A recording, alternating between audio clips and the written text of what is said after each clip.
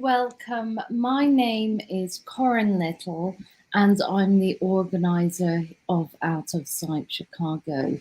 I'm here with Daisuke Takeya from Japan and Rennie MG from Minnesota and Lo Bill from Canada.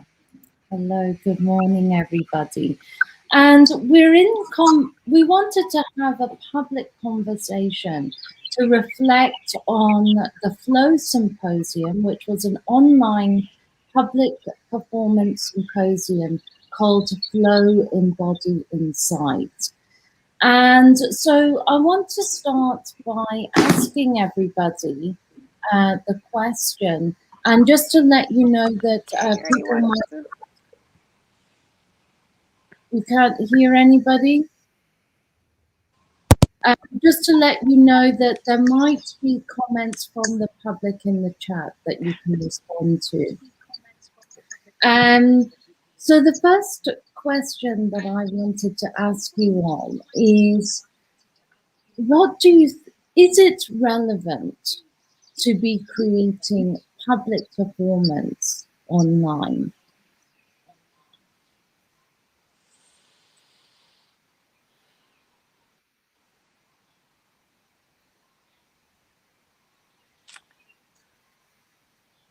Who wants to jump in? Silence. Yes, of course, I would say. Of course it is. Yeah. Because even if you're not there, there's always this underlying sense that these things are happening. And by the recording or the seeing them online is kind of proof that this energy is still there, that these things are in existence, that they're happening. That's what I would say. That's a beautiful answer. I really like that. Thank you. I'm just thinking, from my point of view, I'm always thinking about always practicing, always working, always, in the flow. And with performance art, I'm always adapting to the environment and the context. So I feel like it's part of the practice to kind of roll with with this new landscape that we're so immersed in on every level. And the way that we can connect. I mean, we're usually going to performance art festivals and we're meeting one another in body, and now we're meeting online. So I'm just so happy we can meet together, and keep our practice in the flow, literally. For me, I mean, it is a different thing. There was an artist I ran into in the street actually the other day, and she said, oh God, why didn't they just pay us to just take a nap for the year? Like, here we are, we did all this stuff to figure out how to do this work online. Now nobody wants to be online. They're like, oh my God, let's get the hell offline. We can be together. Let's be together, So she's like, why did we even do all this hustling around this technology? But I still feel like it's something, and I hear her, and I think that's funny, but I also think it's important we keep practicing and just being with this environment, this digital landscape. For me, that was important. I think it's quite an interesting question, that we're now joining online from our private spaces. Yeah. Your rooms, wherever you are in public now. So why don't we just reverse it? Why don't we do performance art in public, then view them in a private spaces? So it's quite relevant. That's interesting, because that's this concept of, how do we consider public space? And I've been always interested in this idea of the public space is an extension of our living room. It's an extension of our home. And how we work with care in public space is an extension of, practice. And so, what really stuck with me, with me from the performances was this sense of place. where each of you performed, it still resonates with me, and in our reflective conversations, it is these, one of the performances were being projected in Belgium simultaneously. And so there was a public in Belgium viewing the live performances. And they couldn't believe that one of the performances was happening in a specific country and context, because it just didn't fit into their stereotype of what that country would be like. But because of the change of the seasons and etc., it kind of split things around. So, but thinking about public space, Low Bill and Daisuke, both of the police intervened in both of your performances. Low Bill, the police turned up in your rehearsal, and in Daisuke, they turned up in the actual performance. How do you think, there's a couple of issues that I'd like to talk with you about in regards to that. But first, there's the concept of how your, public, your safety as a performer in those situations, and how, as we move online as an organization, how are we caring and supporting for your safety in those situations? Where do you think the lines are with that? Or how did you feel supported there?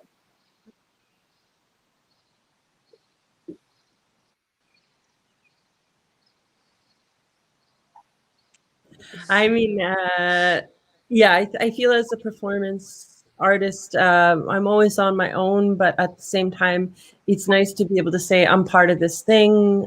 We're doing this thing. It's an art thing. I'm not trying to make trouble here. I'm just making an image in the space and this festival, and there's people online witnessing. So just so you know, and that kind of thing, I think is important. I think when I had the interaction with the security, I think that I didn't want to say I was doing something. I just wanted to pretend like I was just holding my phone. So I didn't make it obvious.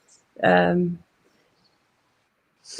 loved seeing it in your performance. I thought it was incredible to see the police in another area trying to, the interaction was so much a part of the action. I thought.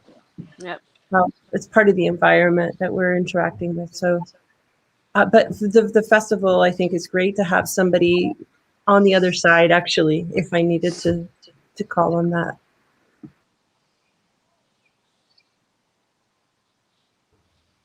Can I? Yeah, good. I know. I think it also added an incredible tension because we couldn't understand what was going on. It was so exciting. Like, oh no, what's happening? It was a whole nother. That's a whole nother aspect of it. And I'm not so sure if there's any boundaries when you perform in the public, and I think that there are certain things that we cannot control when you are performing in public.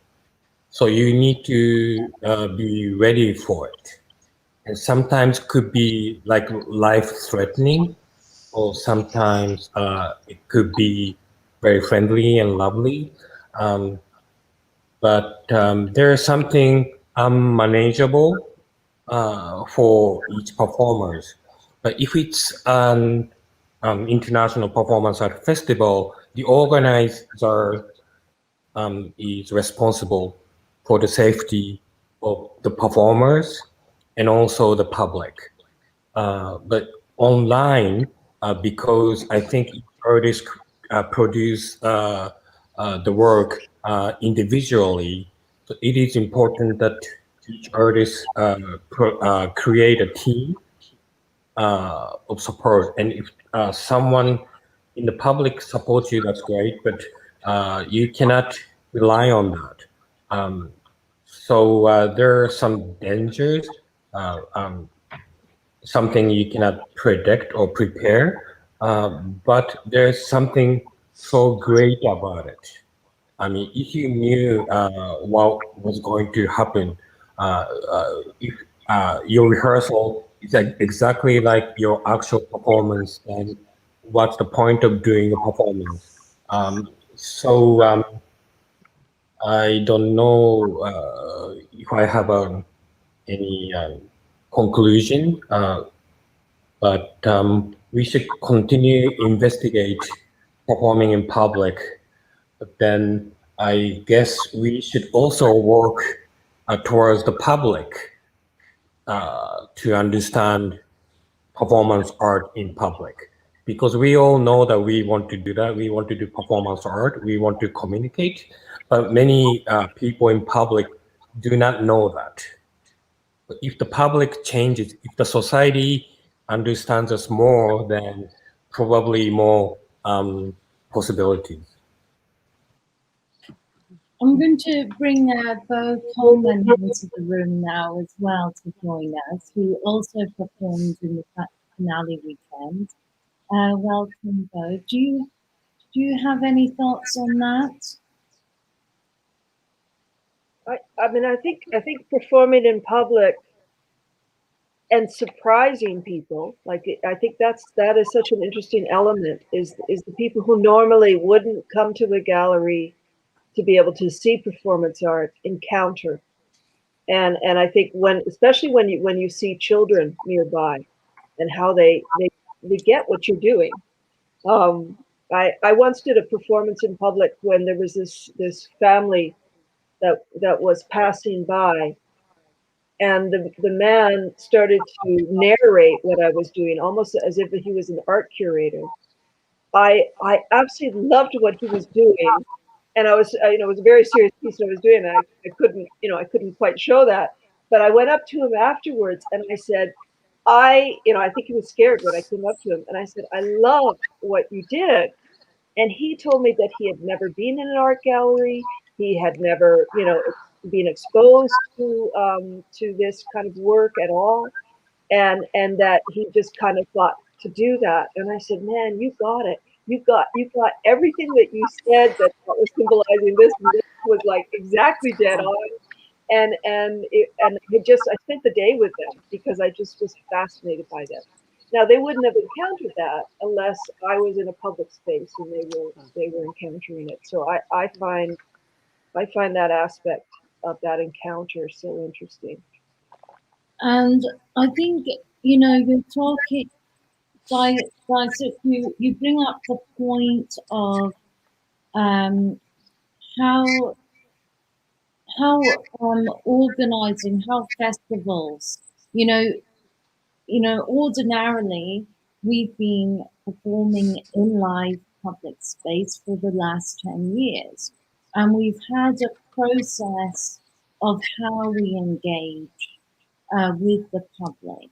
And Out of Sight has been very particular about this process, because we've had a steward team that is there to facilitate a conversation with the public, because when the public come across performance art, it's they're not, they might not necessarily be familiar with it. So rather than interrupting the performance or intervening questioning the artist, we have a steward team there to facilitate that conversation. But they're also there to facilitate the engagement if it's an interactive performance, and they're there as a support system. And I think this question of how we work in public space, and then how can we provide care for artists when we're working online, becomes a whole new problem for us to consider. And I think this idea of having stewards, you talked about the individual artist organizing a support team for them. I think this is, a conversation that we maybe need to have going forward. How do we create these support structures as we move into public space? But, Out of Sight has always been about cultivating the dialogue with the public. That's been our key purpose for taking art into public space. So, does anybody have any thoughts on that? About how we can create support for you as artists as you work in public space, as we move into a virtual realm?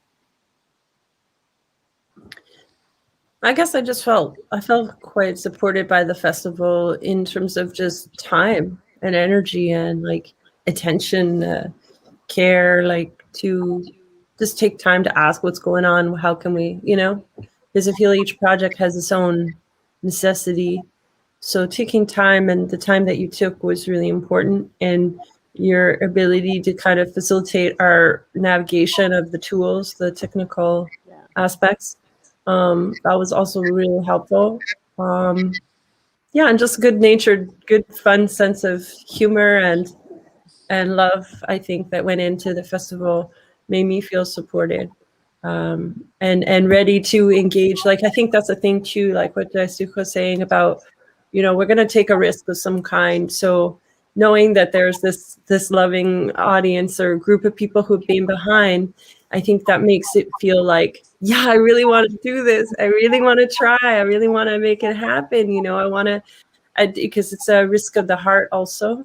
And so having that, the people in the room that, I'm doing it for them. I'm going to do it, as an artist, we always want to do it anyway, but, it just adds to the energy and the impact of the work. I think if you know that there's people who have taken the time with you to care and to wonder and to curiosity and that kind of stuff, I think for me that's really important, and I feel like you guys were able to provide that as a whole group of artists, as well as the flow facilitator and in administration and all the organizing you did, Kara.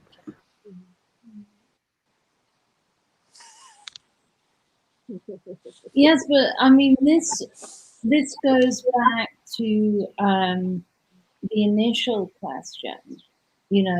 Is it vital for us to have embodied experiences live online in this time? And do you think in that care or in those actions, or Martine uses the word intervention, or infiltration,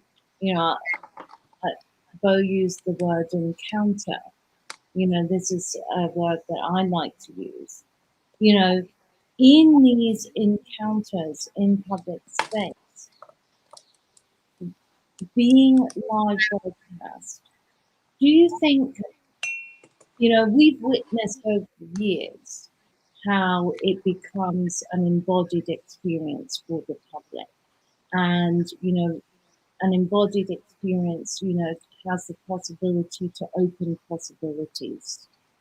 But do you think it does that online?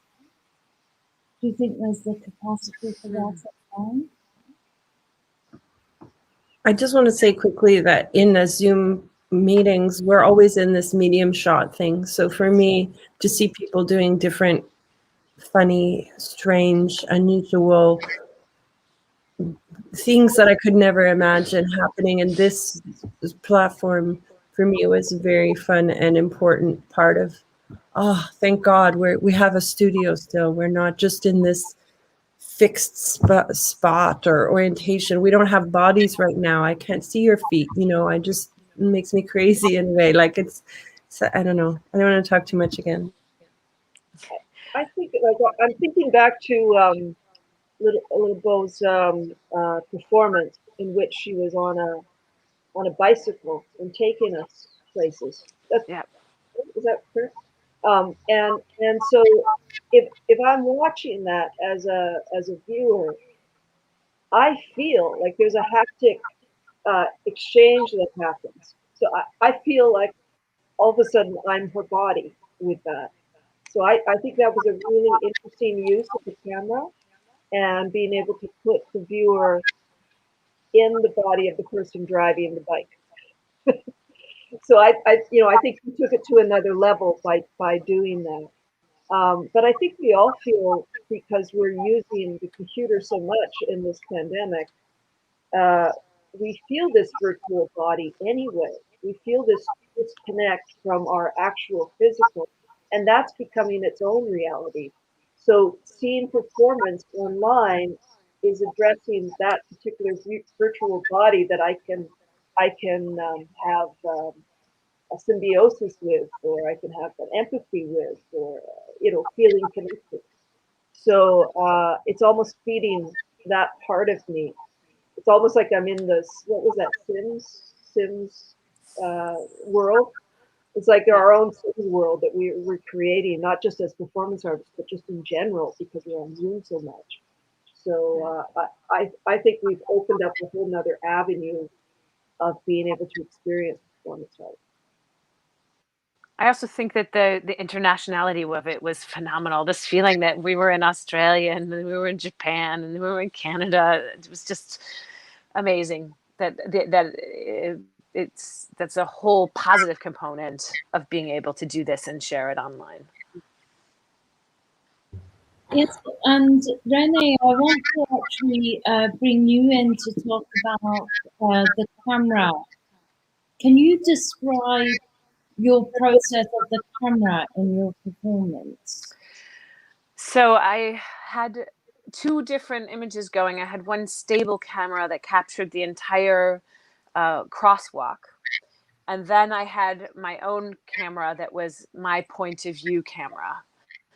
And I think the combination together that they were next to each other was really satisfying. I had to actually argue with my cameraman to keep it stable. I didn't want him to move it because I wanted it to be about sort of how I was coming in and out of that frame. So that frame was this restriction in addition to the restrictions of the space and the restrictions that were being put on me by the crosswalk, by the voice that's telling you to walk or stop or wait. So it's all these different constraints that came into play. And then my own personal camera was this other sort of moving thread through the whole thing. And I thought that I went back and looked at it again, and it's really fun to sort of, you can watch it multiple times because it's kind of almost too much to just watch. And then at the same time, if you were there, it wouldn't be the same experience because of that added constraint of the different cameras that I'm giving you, and giving you as a constraint is a controlled piece of it that you would be controlling on your own if you were on site, right? You would be choosing. I've been thinking a lot about that, how we watch performances online and they're choosing what we see. And part of the efficacy of live performance is that you are in control of where you look when you have a whole stage or when you have a moving piece or whatever it is. So it's interesting. I've been thinking a lot about that, constraints, and yeah, so that's how that played out.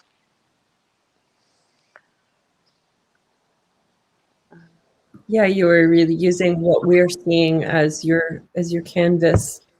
I mean, we're all doing that, but at the same time, in another way. That was very, yeah, about constraints. I really appreciate your description just now. Yeah, and I was very interested in this idea because the camera and the surface of the frame has been defined by this idea of the gaze, voyeurism, and how we look and how bodies are framed and looked at. As performance artists, how are you thinking about, this, we're in a moment which is post Me Too. We've been through a year of the pandemic, a year and a half of the pandemic, and we're using this technology. How are you thinking about the gaze, voyeurism, or subjectivity in relation to your own performances that you presented as part of the live program?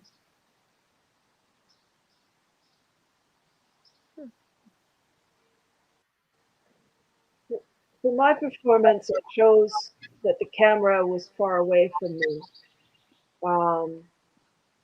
and that they couldn't, for those that saw the performance, I come from a far away down a path.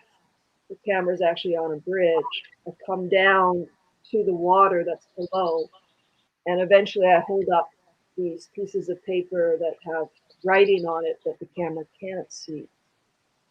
And that was a conscious choice, was to I didn't know I was going to hold it up to the camera, but when I started the piece, that was the next thing that I wanted to do. So all of a sudden I surprised myself and did that, but also knowing that the camera couldn't be able to read it, so therefore the viewers couldn't read it, and playing with the idea of distance.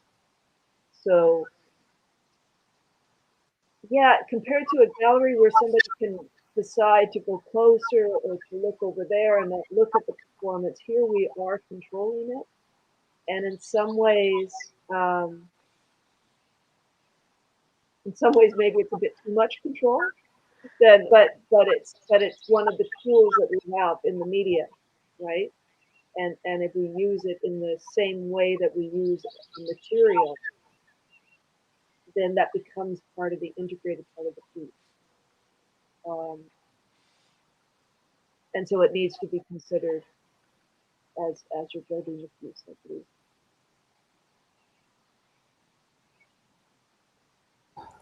I think that the viewers will always be in front of their computers or whatever the screens in their own private or public spaces. So they're in the comfortable zones. And performers, on the other hand, online, uh, they have many unpredictable encounters. Um, so that thrills and excitement that performers are experiencing, how can that be transmitted to the viewers? We're not the films in the theater, so we used to be in the same environment.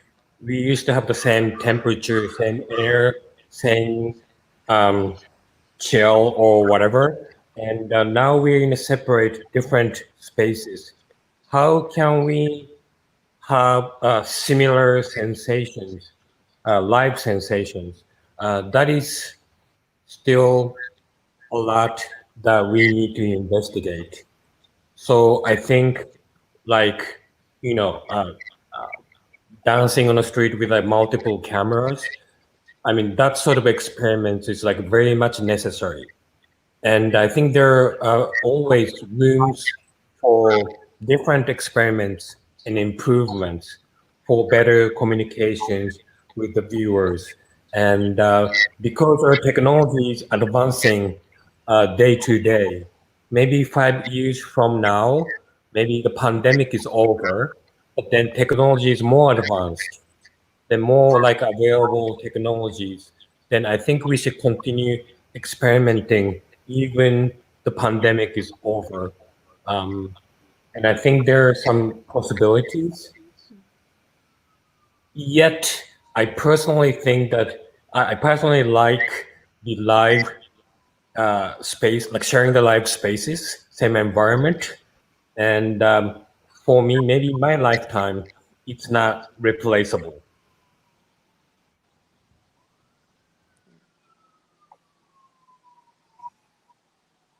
Yeah, it's interesting.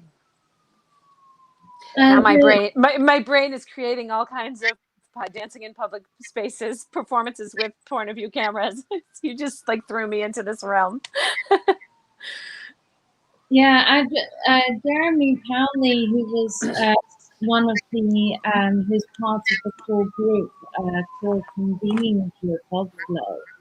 He did a performance at the beginning last May in 2020, where he used surveillance cameras, and as his body moved in the space, the cameras followed his body. Oh, I've had that. And That's it great. was really fascinating piece.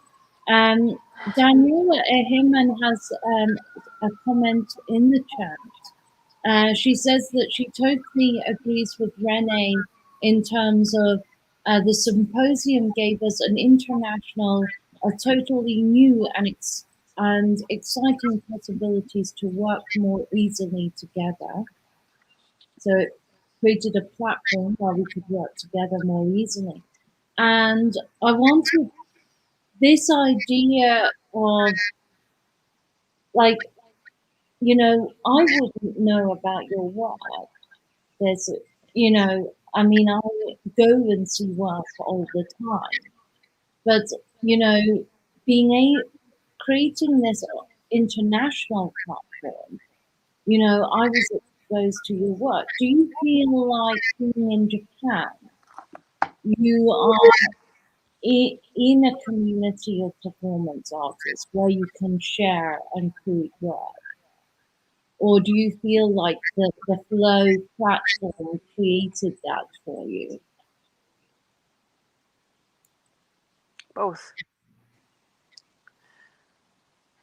I think for me it really did create it for me. I'm not in a community here as strongly. Um, so yeah, it was a real gift. I for myself, it's I'm on another project that is another kind of platform with artists in India and in Germany and in New York, and then we invite three guest artists. So to me, the flow was a whole nother platform that it had its own difference compared to the others. So it was like the camera just widened and the world just became bigger. Um, and I'm so grateful for that because I was able to see the work of so many other artists and be able to spend time during the 3 weeks with you all, and that was an absolute gift. I think Rennie's computer, she's having trouble with her batteries this morning. So hopefully it'll recharge so she can rejoin. Yeah, I just thought also we see a lot of performances that are recorded right now. And so knowing that it was live and we were all together, and also the lead up that we could share and these conversations with one another in different kinds of ways. Like we had the little chat night, what do you call it? Happy hour. And then we had the little classes and they were conversational in different ways and engaging. So yeah, I felt really there was multiple ways to connect with people, and then knowing that the performances were also live, so we were in the moment of the performance with the performer. Really, there's a lot of videos happening right now, and it's nice to see those videos. But it's also knowing that we're out of time somehow. I like what Daisuke said about I hope that or he hopes that when the pandemic ends, that we don't really lose it because I do think it is a way to be able to expand performance art and see where it can go in this other virtual space where we can spend time with each other and learn from each other and share our work with the public that normally wouldn't be able to come across it.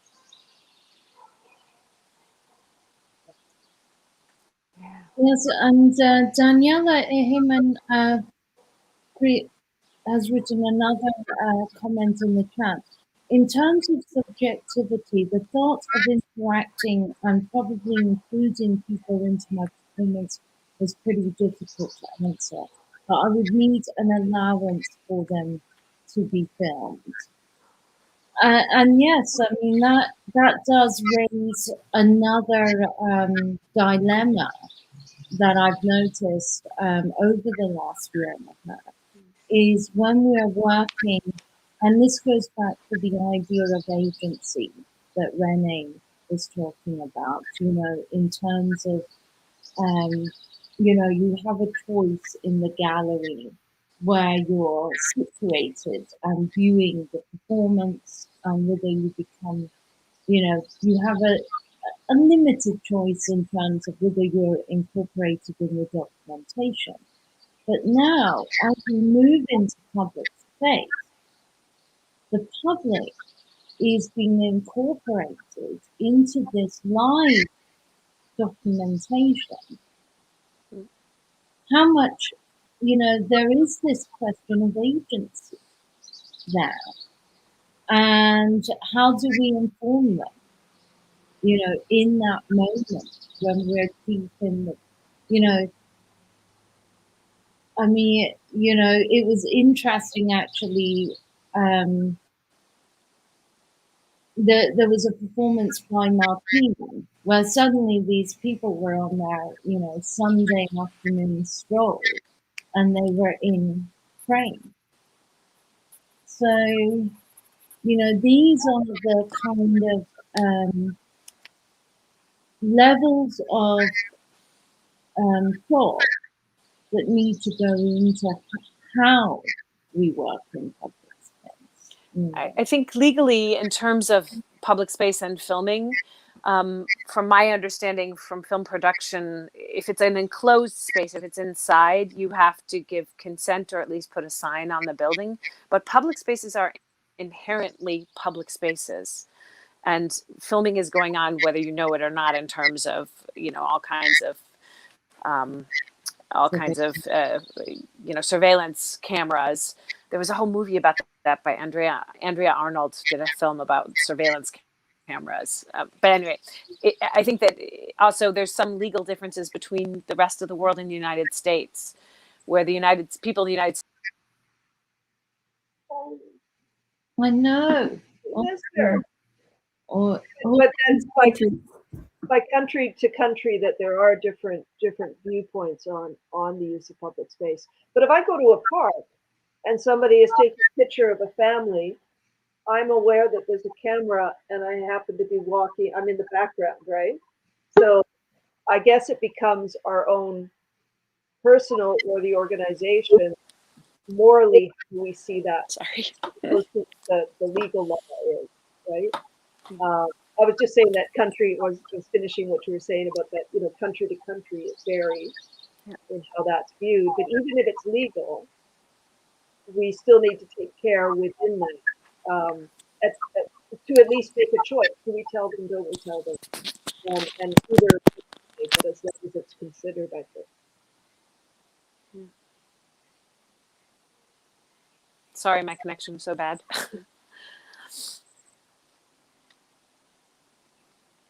Do you want to finish your thoughts, Renee?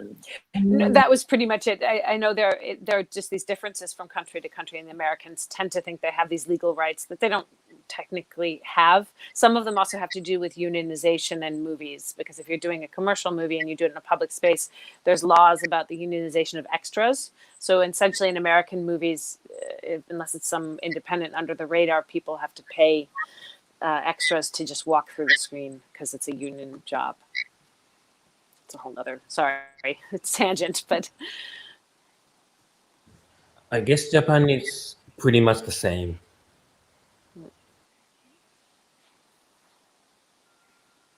I think like I did a performance in Cuba, and that was a bit of an issue. We luckily were not caught, but we had to make the decision of do we go to the government or don't we go to the government, because I was having it. It was filmed on video plus on sound separately, and but we wanted the surprise with the public.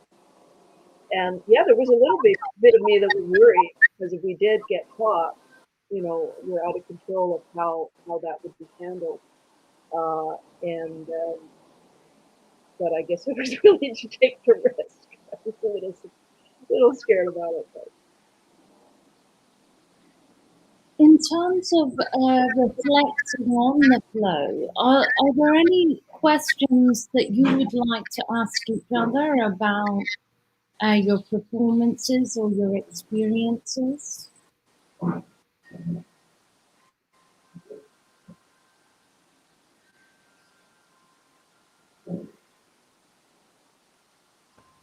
I thought your platform was great, and although police stopped my performance in the middle, uh, I wasn't intimidated by the police, because I know that you guys on the other side are supporting me. So I felt a strong support. So I wasn't just alone with the public interventions or like disturbance.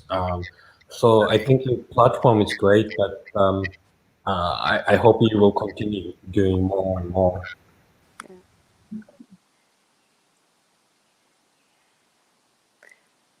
It was very nerve-wracking for me on the other side and watching all that. And it was interesting. And I know, when we heard somebody mentioned that the police actually understood that it was a performance, because they actually used the word performance. And so then we were like, okay, they know what's happening. But I was very worried that they were giving you a ticket. So No tickets. Actually, they were worrying about my safety. And it was quite interesting that the police told me that if you're doing performance art, you should do it in a theater or in your place. And I was like, wow, how do you know where to do the performance art? So I was shocked that police knows where to perform in Japan. yeah, and with low bill, the police, with in Toronto, it was a care check, wasn't it? It was a what? A care check. They were. Yeah, well, yeah, I think it was also a trespassing thing, because I was crossing the tracks, and you're actually not supposed to do that. So, yeah, he was being very caring in a way, but I think it was also a trespassing matter. He said he could have given me a ticket for, walking that way. And yeah, I think he might have said, yeah, oh, it looked like you were lost or something. And I was like, no, yeah. Yeah, they kind of frame it that way sometimes. Some security or police maybe try to be a little bit more humane about things. So, but I think at the end of the day, he could have given me a ticket. So, but I mean, it was. It's just to refer back to something that Daisuke said earlier, was just like, yeah, like in terms of audience knowing what is performance art or what it could be. It's so interesting to see those interactions, because it alerts them that, oh, anything is possible, anything is possible. For one, that you have this interaction. For two, that you get away with it somehow. For three, that they actually care, or, like all those things. And yeah, I just think it's important. I mean, in all the works also, I just think that, yeah, it's giving the audience another sense of what performativity could be or could offer us as human beings in terms of our lives and what we do with them.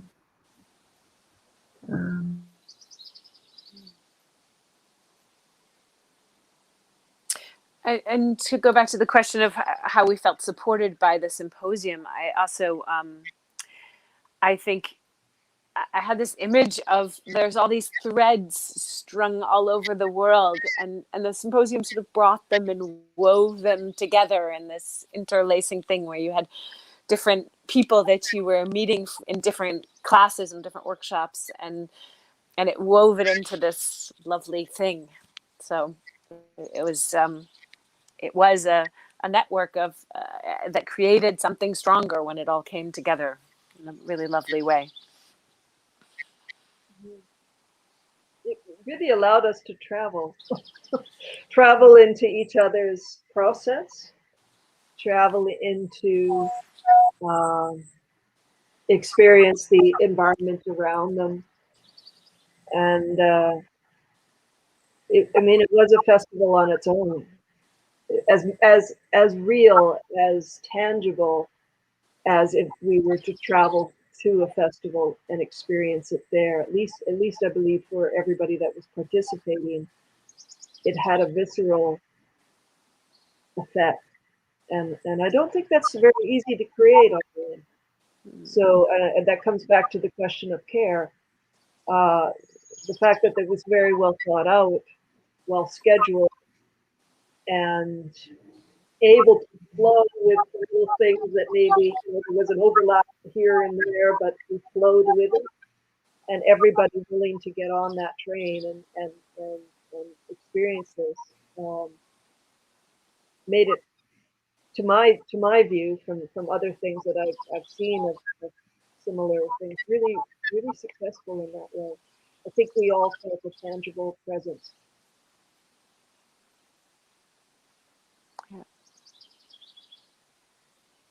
Yes, and this question, during thinking about human spaces, thinking about spaces of community and human connection. Can I ask, what did you feel like this was the first human space that you had, like after a year of the pandemic, or was this a unique experience for you in terms of your online experiences throughout the pandemic? I'm just wondering. I know for me, it was, I'd been to other workshops and other events and other symposiums, but I didn't feel connected as much as I did to everybody that was at the symposium. And I wondered if that was a unique situation for you, or I think in terms of the level of the ask, you actually, what you did was you were able to get a really committed group of people together, people who are committed to performance art as a thing. Whereas a lot of things that I attend, they're really super and great, and I do feel a human connection, but it's not totally my I they don't have the same level of investment in the things that I have, or it's a diverse crowd, and that's amazing also. Diverse practices and everything will show up in this setting as well. But because there were so many layers of things that we were invited to engage in, that you got a group of people who were really committed to really deepening our practice together in this way that we do as performance artists usually in the world, but we were able to do that online a little bit. So I felt in that way, because you offered so many things, that we sort of self-selected ourselves to be part of this crew. We're like, yeah, we're in this, we're really on board now, we're really going to go and do our thing and stay in touch and be in conversation throughout the whole process. So anyway, that's just what I'm thinking in terms of the uniqueness for me. Yeah, for me, I found it very unique, and I like what you just said about that we all entered with the same level of commitment because of how long it was going to be. But also, to me, what was different was even though we have different practices, there's a similarity. I found there was echoes, um, and that allowed deeper conversation because we could see an affiliation with or affinity for each other's work. Maybe a different way to go about things, but it wasn't completely different. It wasn't completely a whole other a genre of performance art. And that I haven't experienced. This is the first time where I've experienced a similarity or at least Mm. echoes of what the type of work I'm interested in personally for my own self. Yeah, that's it. It, it was so nice to be amongst so many artists doing similar or related. I think that when we join a new community or when we form a new community, I think we somehow spend some time to create a common language. I know that we are communicating in English, but it's not just the language itself, but we need to have some body languages or whatever to have some kind of like common um, communication tools. And I think with the symposium, I felt that like almost everybody had a common language already. Yeah. So I don't know, maybe many of the participants knew each other or knew their work from before, or I couldn't really tell, but I always felt that each program I felt comfortable and I was communicating well. And that's quite rare when you go to different online or offline festivals or performance events. New people meet, and there's some sort of misunderstandings or needed more time to understand or create some kind of new languages. But I didn't have to have that, so maybe that's something unique about it. Yeah, I'd reiterate the self-selecting was a sort of thing. Somehow we all landed in the same basket and we're all the same egg. Yep. Even in your graphics for it, that attracted a lot of us, right? I mean, this is interesting because it wasn't a we're doing this and it's this bold colors and it's this. It had a softness to it that just the word flow and the way that you did that was very good at it. That already with the image started to say what the experience was going to be, and maybe that also for those of us that just came across it and went, hey, I'm going to click on that. That looks interesting. Uh, that was so well thought out because it wasn't countered uh, by what we experienced. It actually was an extension of what you already started with the very first image. That's interesting. Actually, that I can't take credit for that. That was done by Jamie Gannon and Surprise Media, who, generously do all of our design. But they're intimately connected with the programming over the years as well. So they have a deep understanding of performance practice.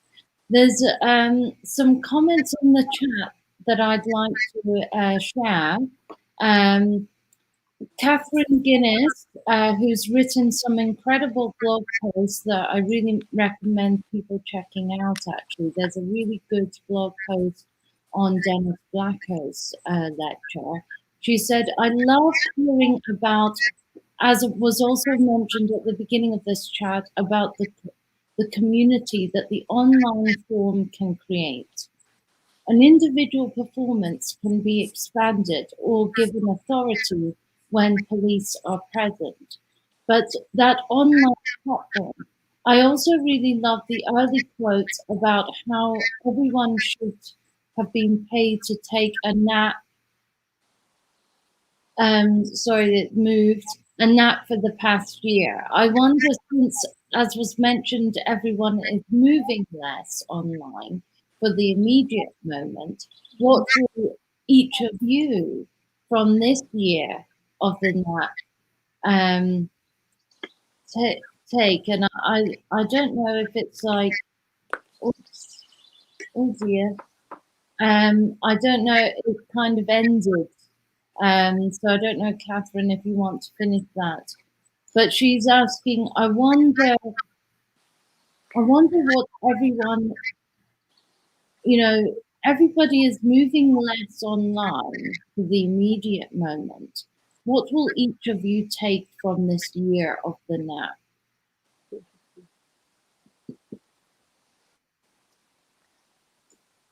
I feel like embracing more, seeing that whatever you do is part of your practice. So that if it's constrained by not being able to, or not feeling comfortable doing things in public, still doing the research and engaging, and the added component of being able to access.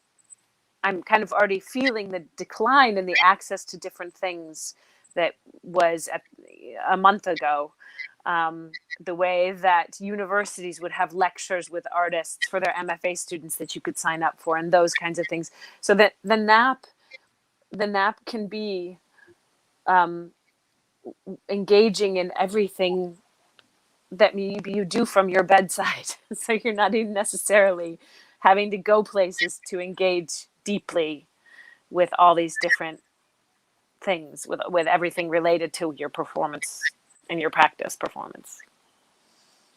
Yeah, the studio never stops. It doesn't nap, I guess. Right. But the word nap is so interesting because then I think, oh, could what we be experiencing be basically, what do performance artists dream? And that everything we're experiencing is part of that dream. We've just been asleep for a year and a half. And I guess what we dream is to being able to come together, even though it's kind of we're all in our own little spaceships and we're sharing this virtual space. But I just had never thought of it as a nap. But when we use that word, then we have all these other associations. And so maybe we're napping right now. Dreaming. Yeah. Dreaming. And we are getting to the end, but I just want to bring in a few more of the comments from the chat. Daniela says, I think the teacher of the workshop created a warm atmosphere, and through that, the possibility to feel related and connected, and I think that's very true, and we took a lot of time to think about how, this idea of practice space. We wanted to create these, spaces where people were actually doing and making. And the irony was that people were doing and making public performances, yet we were still online. And Dimple says, Dimple tuning in from India, says that the Flow Symposium has created a sense of community of live performance artists from all over the world. And we now, our family that has been living together for the last year, and Dimple has been part of that, has expanded. And that is really beautiful. And Yeah, I I think like that. this idea of the network, or being a weaving, and when we come together we can be stronger, and that, and we can come together to create dreams, and to and I think, and we've talked a lot about possibilities, and this, and in the conversation today we talked about creating a space that had shared affinities, but also talking about how we work in public space. And I think these are the key things that we need to continue talking about as we move forward, and really how public space is a shared space, it's a mutual space, and so how we engage in um, in the park or in the on the street is a question of how we go gently, humbly, and caringly forward.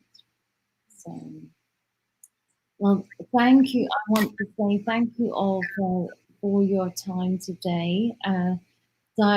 Daisuke in Japan, thank you for joining us. Lo Bill in Canada, thank you for joining us. Beau Coleman in Canada. And no, Renee MG is struggling to join, but she's been joining us from Minnesota, USA, and I'm tuning in from Chicago. Is there any last few words? And We want to thank you. Yeah, big thanks. Thank you so much. Thank you. well, I'm very excited about all your work, and I really hope you feel like you've got a platform of support for the future. So we're still engaging in this reflective process, but we will be in touch soon. And sending you all much love and creativity. Lots of Yeah. Lovely. Yeah, thanks you guys. So good to see y'all. thank Thank you you. very much. Love Yeah, great to see everybody. Okay, bye bye. Bye.